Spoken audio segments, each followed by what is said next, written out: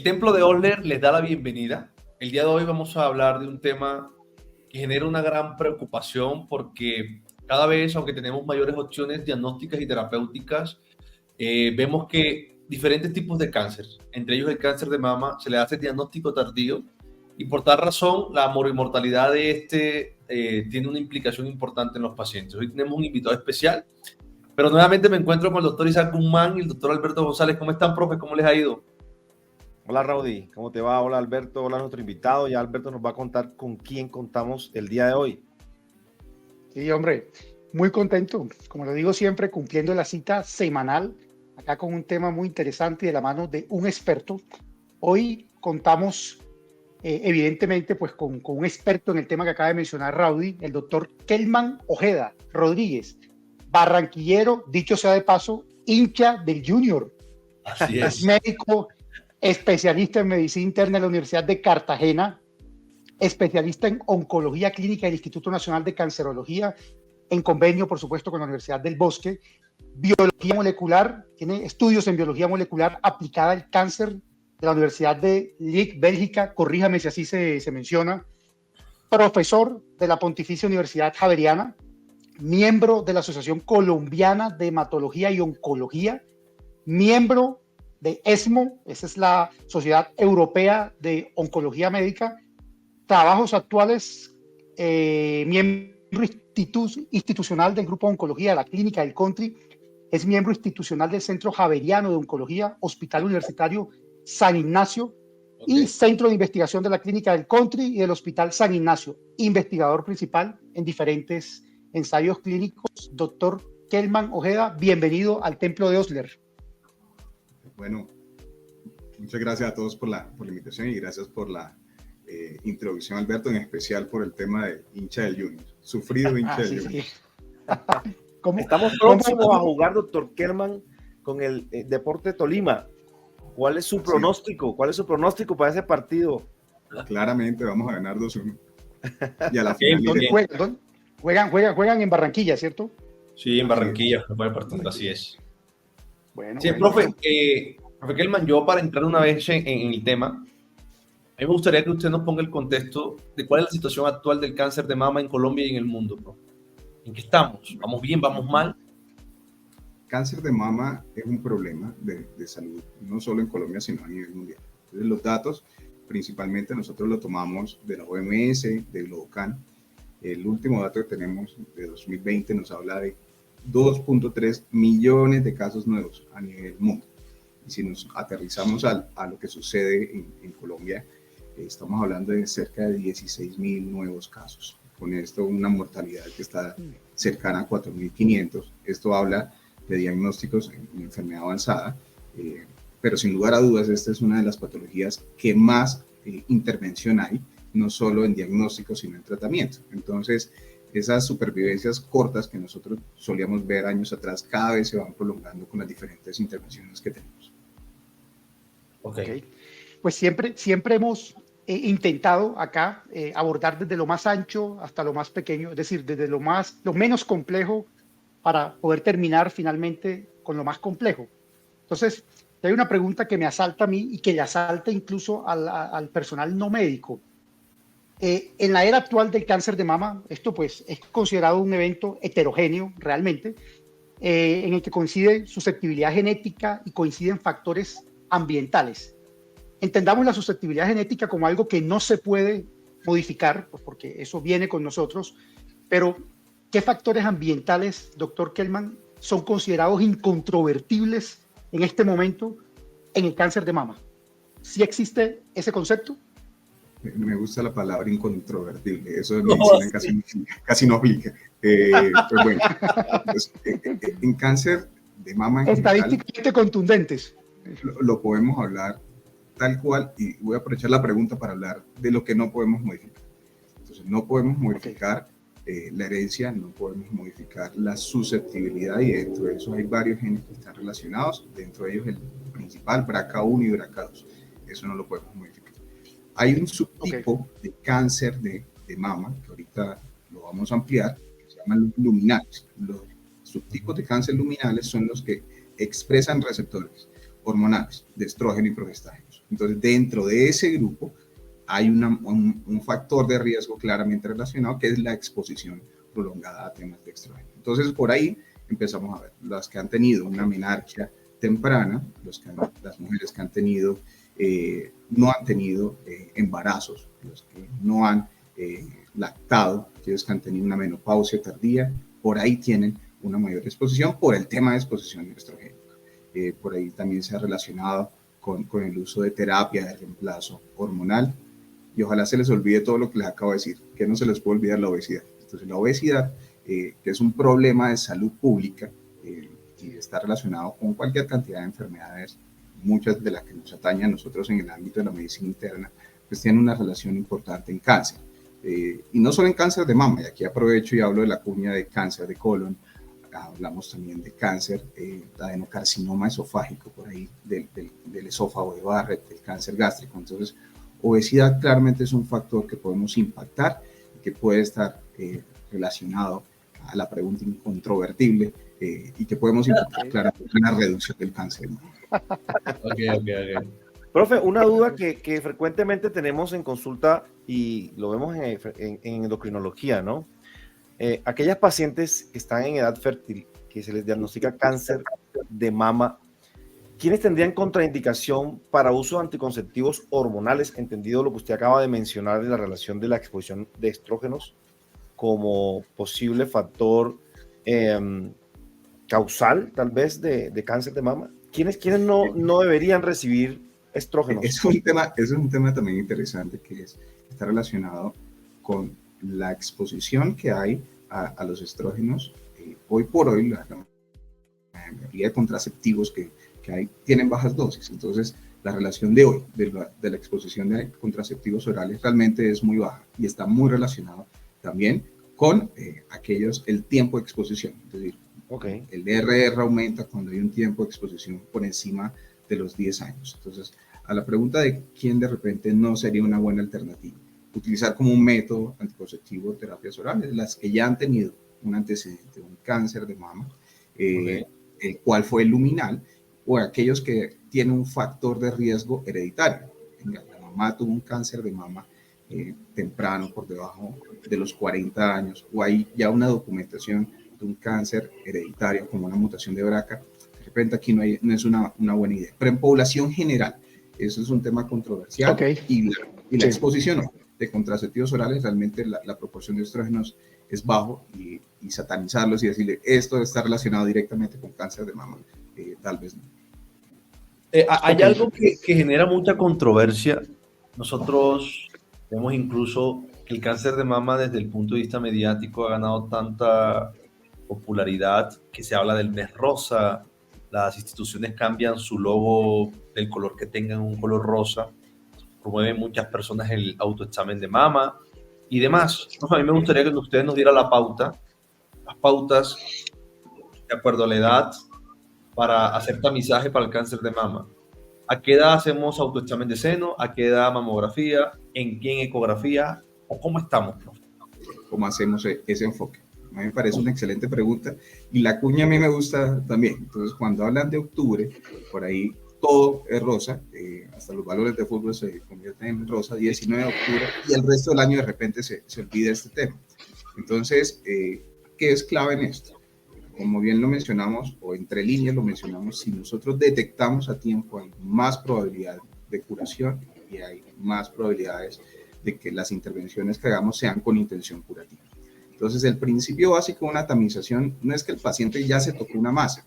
Entonces, de entrada, el autoexamen mamario es una estrategia de concientización, más no es una estrategia de tamización. ¿Listo? Entonces, autoexamen lo sacamos en el algoritmo de tamización. Población general, por encima de los 50 años hasta los 69 años, vamos a tamizar con mamografía, cada 2 años. Listo. Eso es población general y con eso cubrimos gran parte de las necesidades. Ahora viene el escenario diferente. ¿Qué pasa en aquellas que tienen un factor de riesgo? Un factor de riesgo, vuelvo y repito, tengo un antecedente familiar, entonces se toma como índice la edad de ese antecedente familiar. Fue a los 45 años. Desde 10 años atrás empezamos a tamizar a estos pacientes. ¿Qué pasa con aquellos que tenemos una mutación en BRCA? que ya eso es Profe, qué población pena, mucho. qué pena. Tamizamos con mamografía, para dejarlo claro, ¿no? Mamografía, con No con mamografía. ecografía, porque a veces le mandan la ecografía buscando tamización de cáncer de mama. Se tamiza 10 años antes con mamografía.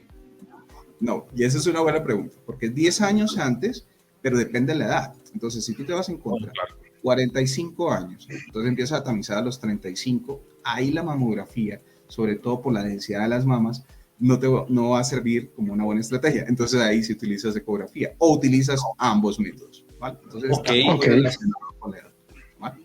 Entonces ahora nos vamos a población mucho más selecta. Nos tocó la mala suerte de la paciente que tiene una mutación de BRCA ya conocida. Entonces ahí se empieza el examen clínico cada 6 meses desde los 25 años, ¿no?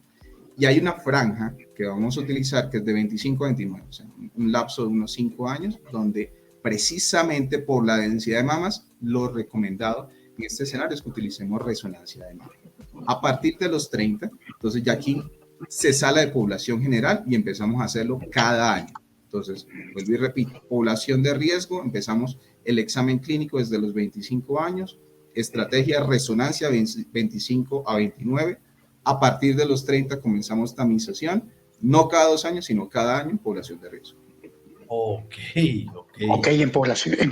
Bueno, y vamos a asumir que ya estamos en el escenario del cáncer de mama, es decir, nos salimos de la tamización y estamos ya frente al cáncer diagnosticado por patología. Desde el punto de vista histológico y molecular, doctor, para que nos quede claro y poder ya entrar al resto del tema, ¿cómo se categoriza esta enfermedad desde el punto de vista histológico y molecular? Ya usted nos habló de los receptores estrogénicos, de progestágenos, que hacen parte, de hecho, de esa categoría, pero ¿qué más hay respecto al cáncer de mama en la categorización? Aquí voy a extender un poquito, porque esto es clave para lo que sigue de aquí en adelante. Entonces, cuando nosotros tenemos un diagnóstico que principalmente es clínico, o si lo detectamos por un método de tamización, entonces paso siguiente, se lleva una biopsia. Idealmente estas biopsias tienen que ser de throughput para tener un tejido para todo lo que le vamos a pedir de aquí en adelante.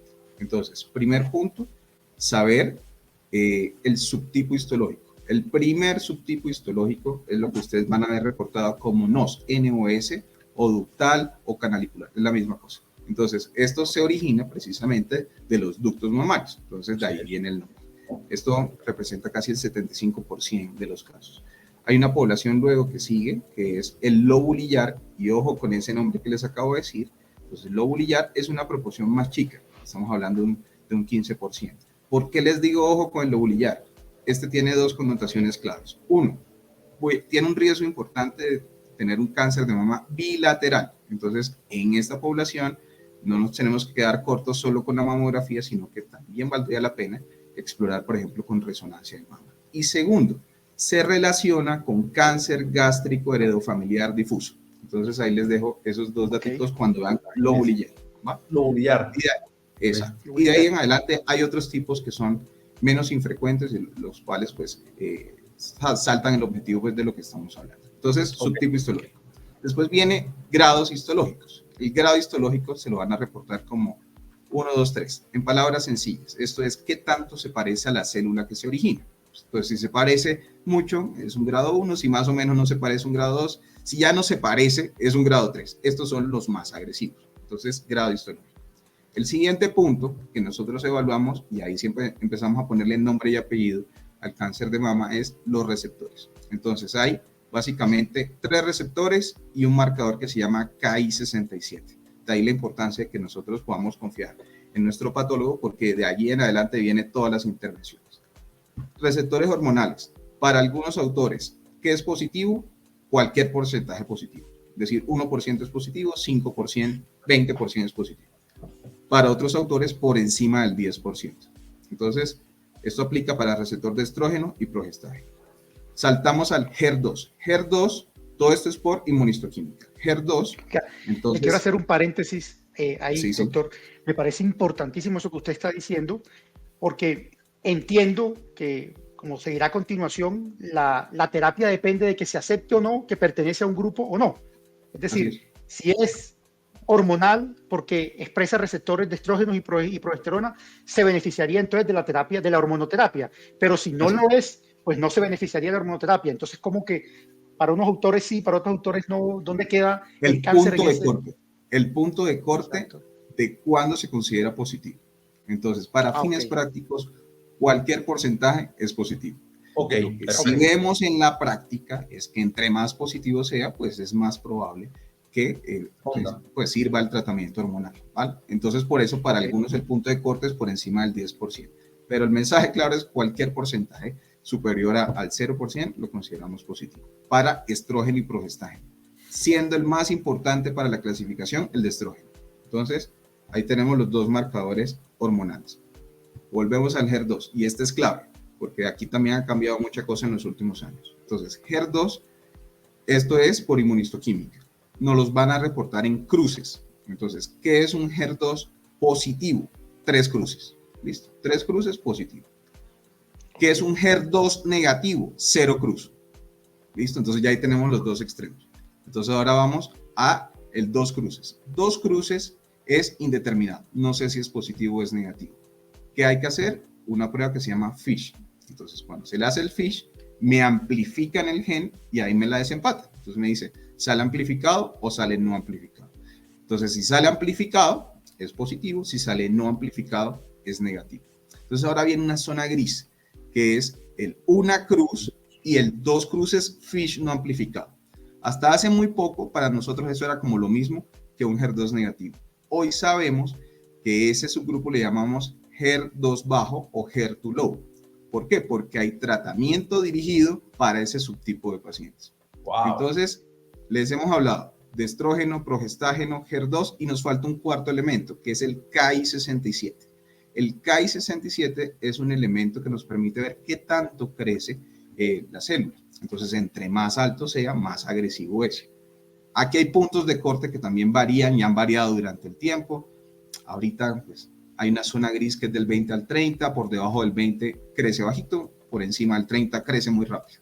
Entonces, ¿cómo armamos ese rompecabezas? Entonces, 4 subgrupos grandes. Luminal A. ¿Qué es un luminal A? Receptor de estrógeno, positivo. Progestágeno puede ser positivo o negativo. HER2 negativo y Ki-67 bajo. Conclusión, es un subtipo que responde a hormonas y crece lentamente. Estos son los de mejor pronóstico. Ahora vamos al luminal B. Se parece mucho. Receptor de estrógenos positivos, el HER2 puede ser positivo o negativo y el Ki es elevado. Entonces, aquí, ¿qué me marca la diferencia? El Ki-67 elevado. Entonces, ya es un tumor más agresivo. Responde a hormonas, pero es más agresivo. Vamos entonces al tenebroso triple negativo. ¿Qué es el triple negativo? Triple negativo, sí. Receptor de estrógeno, progestágeno y HER2 negativo. Aquí no importa el Ki-67, pero habitualmente son Ki-67 elevados, por lo agresivo que son. Y los HER2 puros son receptor de estrógeno, progestágeno negativo, con receptor de HER2 positivo. No importa el Ki-67. Entonces, conclusión, los luminales responden a hormonas y lo diferencia grandemente el Ki-67 entre un luminal A y un luminal B. El triple negativo son los 3 marcadores negativos y el HER2, pues tenemos un HER2 positivo, bien sea 3 cruces o 2 cruces FISH amplificado. ¿Y en qué momento debemos proceder a solicitar las mutaciones BRCA1 y 2, profe? Ese es otro terreno interesante. Entonces, las mutaciones, y es una pregunta excelente, porque hasta hace muy poco era simplemente un elemento que teníamos en cuenta para definir riesgo heredofamiliar, pero es que hoy además es un biomarcador. ¿Por qué? Porque sé que hay tratamiento dirigido para ciertos tipos de pacientes. Entonces, tiene los dos elementos. Primero, el riesgo genético, y entonces ahí va el primer punto. ¿A quién se lo pido? Todo paciente hombre con cáncer de mama hay que hacerle mutaciones del BRCA. Todo paciente hombre. ¿A quiénes más tengo que testearlo?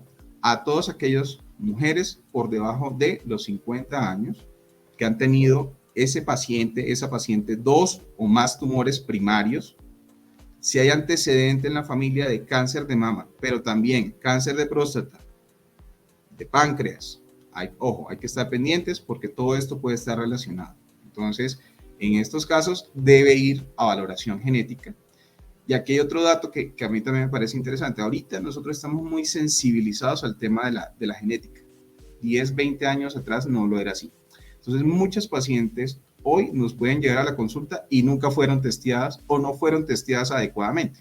Entonces, por ejemplo, a una década atrás pedían perfil Colombia 1 y 2. Básicamente eso no sirve para nada. A esos pacientes se consideran que no fueron testeados, tienen que ir a valoración genética. Entonces, es clave en estos casos. Y en el maravilloso triple negativo. Triple negativo se relaciona mucho con esta mutación del BRCA. Entonces, conclusión, pacientes jóvenes, antecedentes familiares con los que les mencioné, triple negativo, ovarios primarios. Ok, yo creo que si me hubiese puesto a leer las guías NICE y el montón de cosas que hay por ahí de clasificación de cáncer, no lo hubiese entendido tan bien. De verdad, que magistral, sí, profe, la forma en cómo nos hizo entender esto de manera tan práctica. Seguramente tiene un mayor grado de complejidad, pero nos queda claro que tenemos dos grandes grupos de tumores luminales, los que responden a hormonas y los que no responden a hormonas. ¿Cuál es el mayor porcentaje y qué terapia hormonal le ofrecemos al paciente de primera línea? Vale, entonces los hormonales son, por lejos, los principales, ¿no? Estamos hablando de cerca del 60-70%, afortunadamente son luminales, ¿listo? Entonces ahí va a estar ligado a, primero, cuál es la intención del tratamiento. Nosotros siempre hablamos de dos intenciones, intención curativa e intención paliativa, ¿listo? Okay. Entonces la intención curativa igualmente la dividimos en etapas, 1, 2, 3, o sea, hasta la 3 es curativa. Los estadios tempranos, normalmente estos pacientes pueden ser llevados a cirugía, en algunos casos no necesitan quimioterapia, en algunos o la mayoría sí necesita radioterapia y luego viene la terapia hormonal. Entonces la terapia hormonal es tamoxifeno. Tamoxifeno lo puedo utilizar en pre o posmenopáusica. ¿Listo? Tenemos también los inhibidores de aromatasa. Estos sí o sí tenemos que tener la mujer en estado posmenopáusico. Entonces, si los voy a utilizar en mujer premenopáusica, tengo que llevarla a bloqueo. Entonces solemos utilizar, por ejemplo, bloqueos con goserelina, con esquemas que son mensuales, para poder utilizar el inhibidor de aromatasa. Entonces, eso sobre todo lo hacemos en pacientes que tienen un alto riesgo de recaída. Entonces, esas son las dos grandes intervenciones en el escenario curativo. Entonces, tamoxifeno y los inhibidores de aromatasa. Yo quisiera hacer una pregunta a una mujer en premenopausia con paridad satisfecha, inhibidores de aromatasa, en casos excepcionales, ¿se podría? No, porque ahí el problema es la reserva ovárica. Entonces, más allá de la paridad satisfecha, entonces, en estas pacientes, si están perimenopáusicas, nosotros hacemos una estrategia que se llama terapia switch. Es, mira, le doy 2 años de tamoxifeno y ya cuando esté en menopausia, pues la paso al inhibidor de aromatasa. No, que está lejos de la menopausia y tiene alto riesgo de que me recaiga la enfermedad. Defínase esto como un estadio avanzado, compromiso ganglionar, un grado 3. En esas pacientes le hago bloqueo. Muchas veces no hacemos oforectomía, es muy radical. Lo que hacemos es bloqueo con goserelina. Vuelvo y repito, este es escenario curativo. ¿Cuánto tiempo damos tratamiento? Mínimo 5 años. Hoy por hoy la tendencia es dar terapias extendidas hasta 7 años. Eso es curativo. Y ahora pasamos al maravilloso mundo del paliativo. Aquí podemos tardarnos media hora más. Entonces, en el paliativo, nosotros hasta hace poco, todo era quimio, ¿cierto? Dividíamos inclusive los pacientes si tenían algo que se llamaba crisis visceral. Crisis visceral es miércoles, tiene metástasis hepáticas, pulmonares, que ponen en riesgo la salud de la paciente. Entonces, arranco con quimioterapia. Hoy por hoy sabemos que utilizamos estrategias que son inhibidor de aromatasa, como los que les mencioné ahorita, letrozol, por ejemplo, y se combinan con lo que ha cambiado en la última década el manejo del cáncer de mama, receptores hormonales positivos, que son los inhibidores de ciclina. Entonces, los inhibidores de ciclina son terapias orales que bloquean en parte en el ciclo celular. Cuando yo lo combino con la hormonoterapia, tiene resultados tremendos. Cuando les digo resultados importantes es que hoy por hoy es el estándar de manejo en este tipo de pacientes. Son 3 grandes grupos de medicamentos. Aquí tenemos el palbociclib, ribociclib y el abemaciclib. Entonces, paliativos, es el estándar de manejo en la gran mayoría de los casos. Y de ahí en adelante, hormonoterapia, tenemos cualquier cantidad de formas de utilizar. Fulvestrant, por ejemplo, en paliativo, que lo aplicamos de manera intramuscular. Ahí sí, en paliativo, si yo tengo una paciente en premenopausia, la puedo llevar a oforectomía, porque mira que todas estas intervenciones van a ser de manera indeterminada, pues indefinidas. Por eso ahí sí podemos pensar en un manejo radical como la oforectomía. Okay. Doctor, ¿cuándo cobra protagonismo o entra en el juego la inmunoterapia? ¿Eso en qué momento pensamos en inmunoterapia? Entonces, siempre me preguntan de inmunoterapia, hago el comercial. Doctores Allinson y Onyo, Premios Nobel de Medicina, 2018. Entonces, cuando nosotros hablamos de inmunoterapia, hoy por hoy lo estamos restringiendo a un grupo de tratamiento que se llama inhibidores de los puntos de control. Entonces, los inhibidores de puntos de control, ¿en qué consisten? Yo tengo la célula tumoral, tengo el linfocito T. Entonces, la célula tumoral hace un freno de la respuesta celular. Entonces, ¿cómo yo activo esa respuesta celular?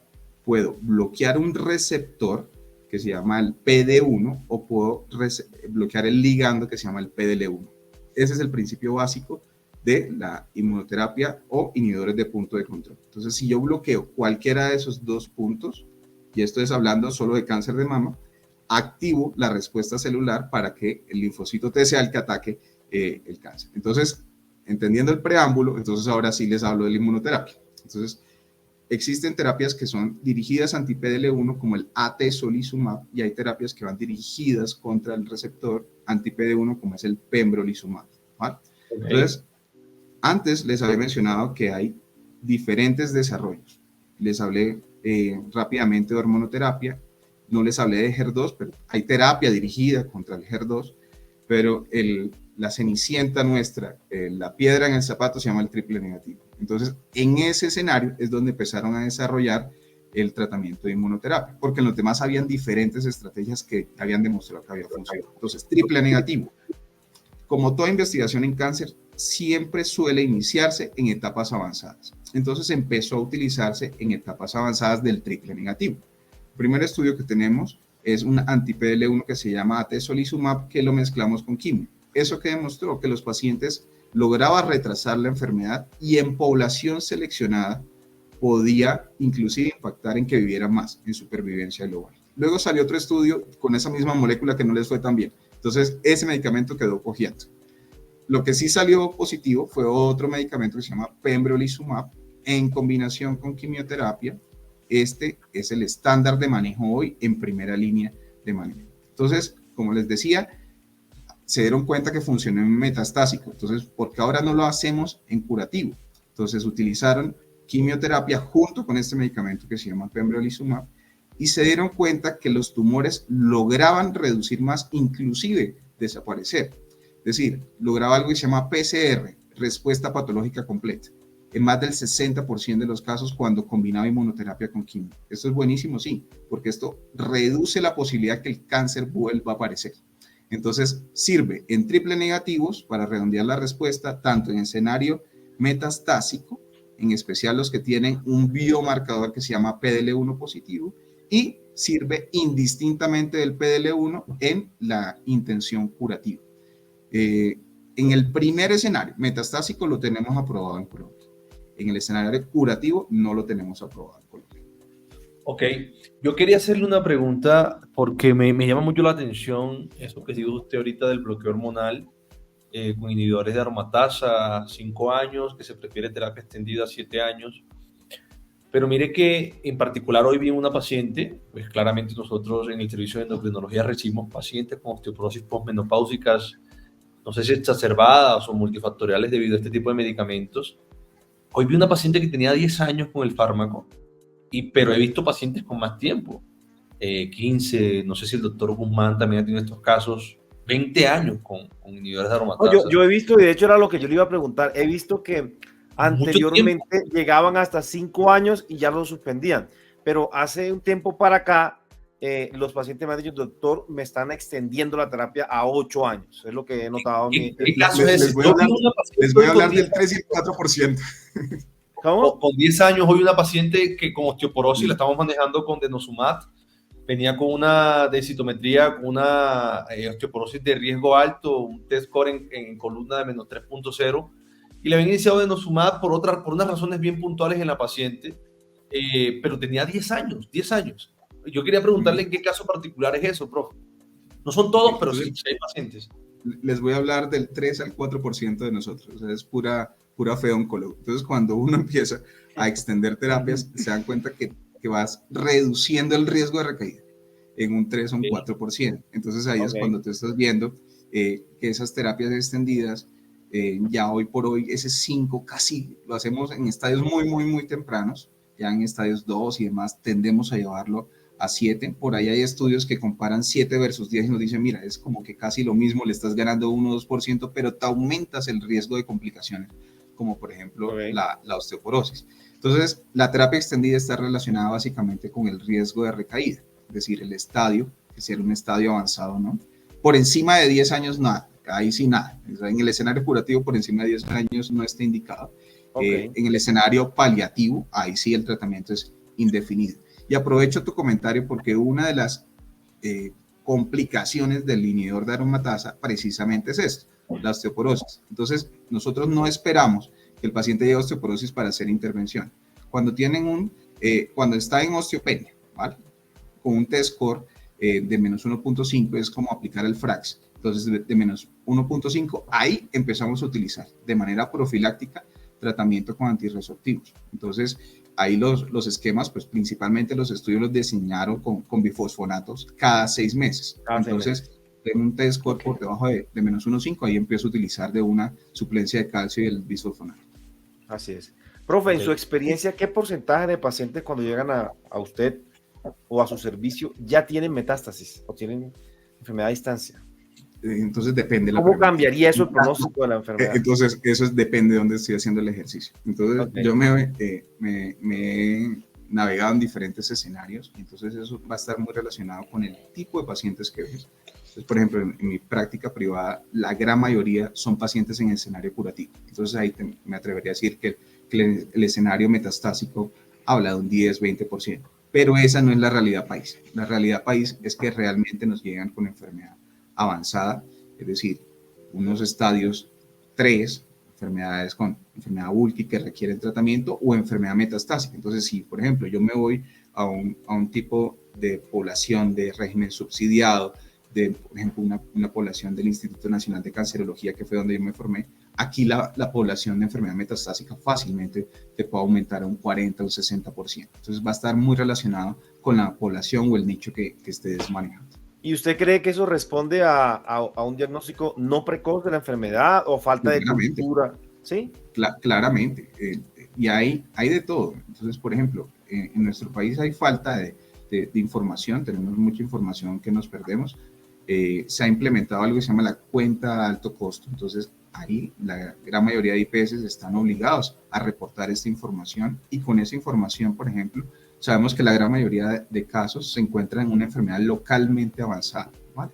Entonces, claramente esto está hablando de que muchas veces hacemos diagnósticos tardíos, no se hace tamización o el día a día de los pacientes que llegan y consultan un año después por pena. No, es que no le quise decir que tenía una masita en el seno. Y entonces, todos esos escenarios lo vemos. Entonces, tristemente, en nuestro país, enfermedad localmente avanzada y enfermedad metastásica, pues, es los principales estadios que vamos a documentar. Oiga, hay tantas preguntas que quisiéramos hacer de este tema, pero tantas que se me vienen a la cabeza que me está tocando en este momento hacer la selección de cuál le voy a hacer. Pero ya que mencionó... A mí me pareció un reto cuando me dijeron, vamos a hablar de cáncer de mama. Bueno, listo. Tengo en cola como 5 que evidentemente ya no se van a poder hacer por el tiempo y todo. Una dupleta. Voy a decidirme por una. Ya usted mencionó la inmunoterapia en una de las preguntas anteriores y por supuesto que nosotros queremos que de esto le quede algo a los internistas que están escuchando esto. Este es un canal hecho para medicina interna y para las especialidades afines. ¿Qué cosas o qué complicaciones deberíamos los internistas tener en el radar de la inmunoterapia cuando nos llegan pacientes con este historial de venir recibiendo la inmunoterapia por cáncer de mama, pacientes con este historial? ¿A qué complicaciones debemos temerle los internistas? Bueno, entonces yo voy a aprovechar esa pregunta para decir no solo inmunoterapia, sino como los tips que hay que estar pendiente de cada uno de los tratamientos que nosotros hacemos. Comienzo por la inmunoterapia. Okay. Entonces la inmunoterapia genera efectos secundarios que se llaman inmunomediados.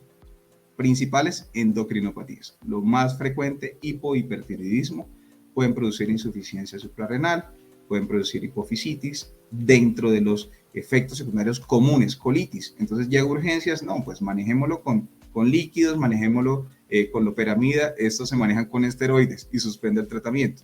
Pueden debutar también con neumonitis, por ejemplo, y de ahí en adelante se han descrito lo que tú quieras, efectos inmunomediados.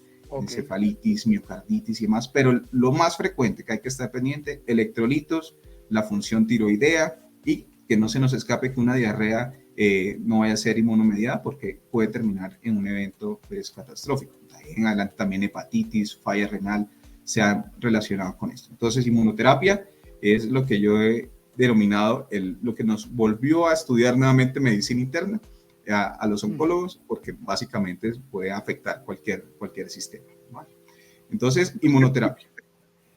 Punto clave, como nosotros utilizamos quimioterapia cardiotóxica, pilas, entonces hay que estar pendiente de antraciclinas, que es lo que normalmente hacemos, pero la terapia anti-HER2 también produce, sobre todo, disfunción del ventrículo izquierdo. Por eso es que cada 3 meses pedimos ecocardiograma.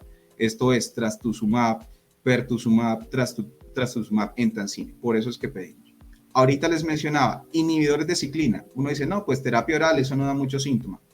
Pendiente porque esto produce neutropenia. Fácilmente les llega a este paciente con neutrófilos por debajo de 1000, ese efecto secundario de este medicamento. Entonces, esos son como los tips grandes de las terapias que solemos utilizar. Yo quiero, añadir algo a lo que dice el profe Kelman respecto a las complicaciones que manejamos nosotros desde el punto de vista crónico con inhibidores de aromatasa, que es, yo no sé qué porcentaje será, pero creo que un porcentaje muy alto, cerca del 70-80% de mujeres que están recibiendo esta terapia hacen osteopenias o algún grado de osteoporosis, y los estudios iniciales claramente se han hecho con bifosfonatos, puede ser el ácido zoledrónico, una dosis distinta, semestral, y no se han comparado con denosumab. Sin embargo, la tendencia ahorita es que podríamos utilizar el denosumab con total tranquilidad para los internistas que a veces dan el paso inicial en la terapéutica de estos pacientes. No se sabe la razón del por qué, pero mejora de alguna otra forma la mineralización del hueso, especialmente de la columna vertebral.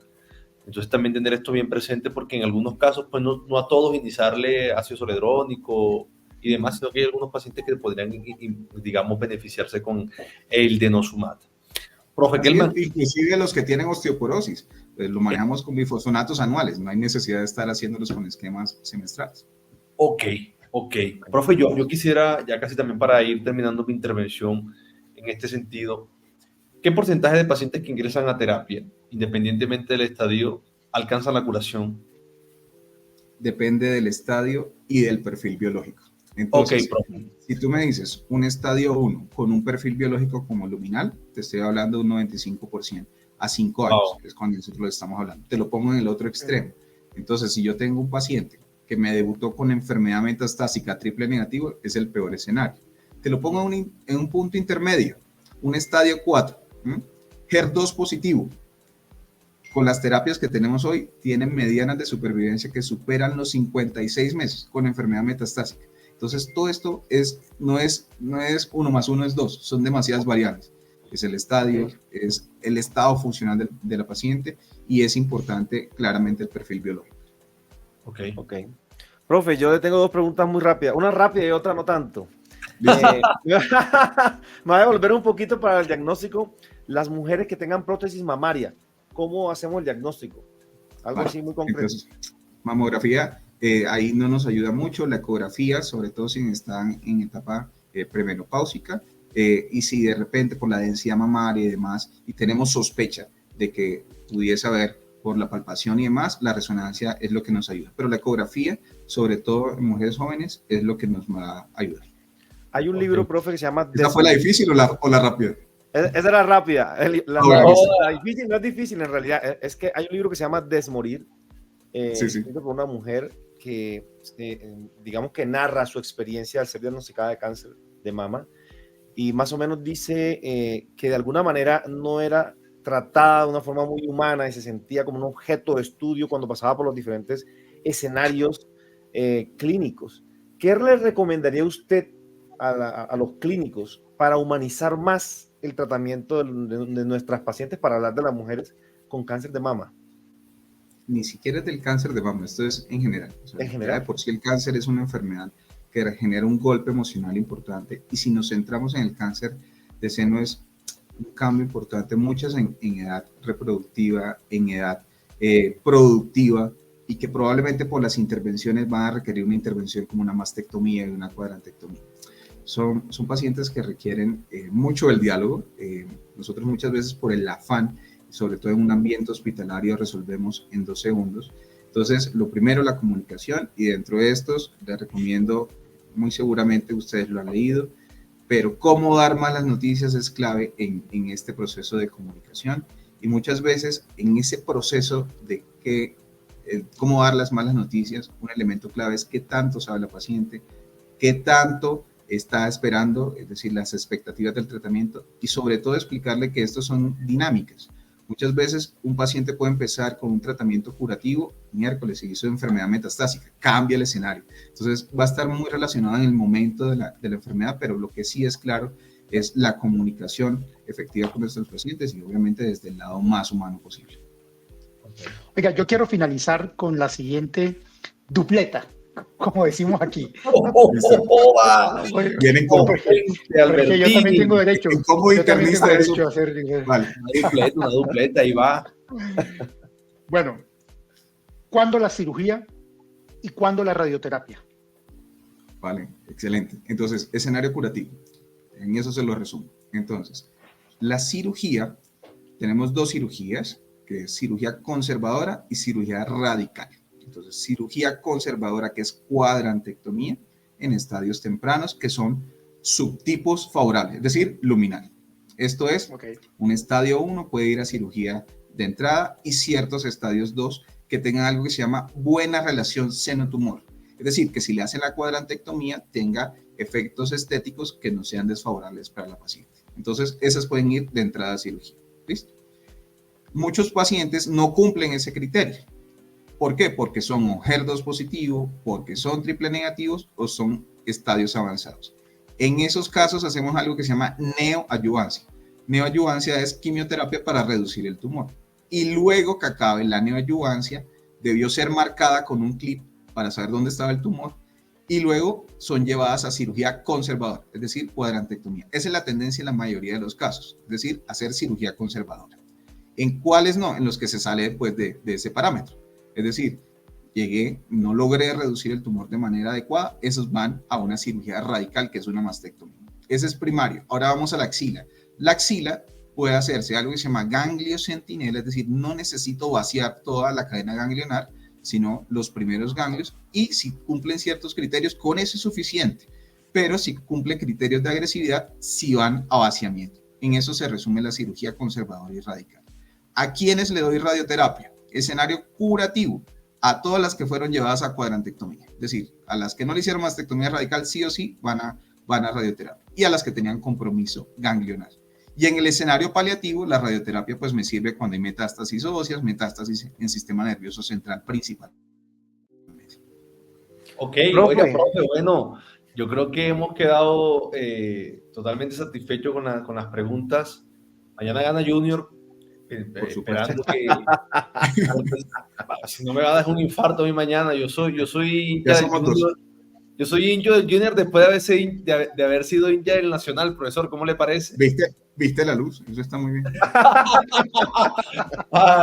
Oiga, profe, nada, yo para finalizar, vi la claridad, claro, y vi la luz al final ahí con el Junior, pero nada, eso es sufrimiento tras sufrimiento. Esperemos que mañana, y ahí estaba viendo ahorita que van 35,000 boletas vendidas para el partido, seguramente va a ser algo bien brutal, aunque pues el Tolima tiene un equipazo. Para finalizar esto, profe, ¿qué mensaje nos deja a nosotros los profesionales, médicos generales e internistas o de primer contacto con respecto a concientización del cáncer de mama? Entonces, importante identificar población de riesgo. Entonces, historia clínica, hago una buena anamnesis y veo si hay factores de riesgo para tener una enfermedad heredofamiliar. Si la tengo, mándesela al genetista. 2, examen físico. Entonces, muchas veces nosotros dentro del examen físico obviamos hacer una adecuada valoración. Entonces, esto es clave. Tamización, recuerden, de 50 a 69 años, con mamografía cada 2 años. Población de riesgo, ya recuerden cuáles fueron las estrategias. Algo que no hablamos y es importante. Es decir, a mí me llegó el paciente, necesito que me vayan adelantando tratamiento. Lo mando al mastólogo para que le tome la biopsia y le voy pidiendo los estudios de extensión. Si es un estadio temprano, radiografía, ecografía de abdomen, gamografía ósea. Si es un estadio avanzado, miércoles le sentí una adenopatía axilar y demás, TAC de tórax, TAC de abdomen, gamografía ósea. Y en todos los anteriores pida de un ecocardiograma, porque probablemente va a requerir quimio que va a afectar de cierta forma como las antraciclinas. Entonces vamos ganando tiempo. Excelente. Okay. Profe, muchas gracias por su tiempo el día de hoy. Y de verdad que hemos aprendido muchísimo del cáncer de mama y creemos que este video le va a ser muy útil a muchos de nuestros colegas. Ha sido un placer conocerlo el día de hoy. No, muchísimas gracias a ustedes por la invitación a esta introducción al cáncer de mama. Totalmente. No, muchísimas gracias. Esto ha sido un abreboca. Aquí, de hecho, nos quedan como 15 preguntas por hacer ahí en la lista que tenemos en mente, pero no, muchas gracias, doctor Kelman, por haber aceptado la invitación. Y bueno, ojalá lo podamos tener en otro escenario, como por ejemplo el cáncer de páncreas, que es un tema que nos gustaría tratar con usted en algún momento, si se puede, nuevamente. Raudy.